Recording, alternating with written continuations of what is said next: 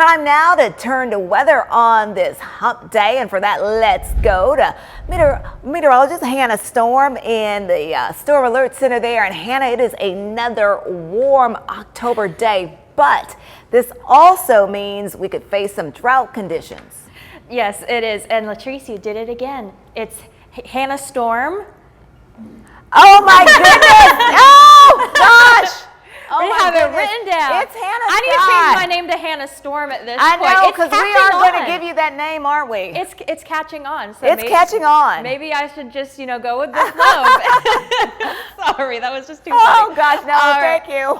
Anyways, so you'll notice that we have been in some drought conditions for the last month. We've really had no rain this October. Fortunately, we're not in those severe or extreme drought conditions, but still, we have only had 0.04 inches of rain this past month. So that's a negative 2.53 departure.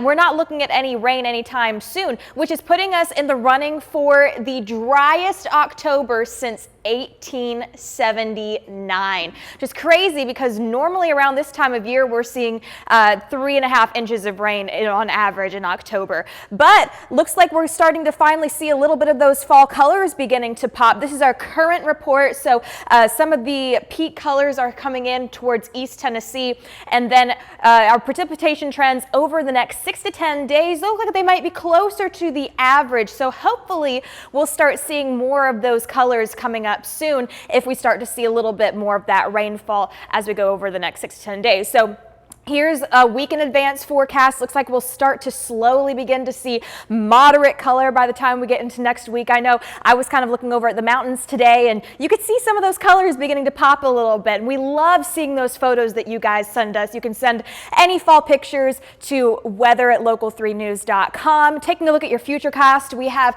around 8 o'clock today, we got a cold front which is going to move through.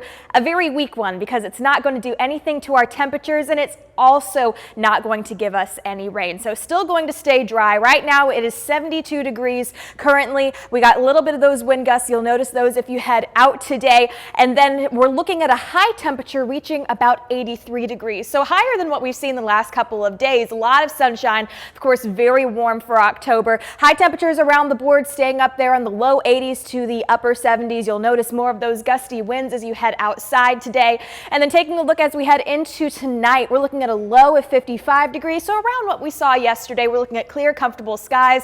Maybe some areas could see some more of that fog in those low-lying areas or by rivers. Low temperatures around the board staying comfortably in the 50s. Some areas peaking up there in the upper 40s, but overall you're not going to have that winter chill like we saw over the last couple of days last week. Heading into tomorrow, we're looking at a high of 79 degrees, so maybe just a little bit cooler, but still going to feel absolutely beautiful and warm.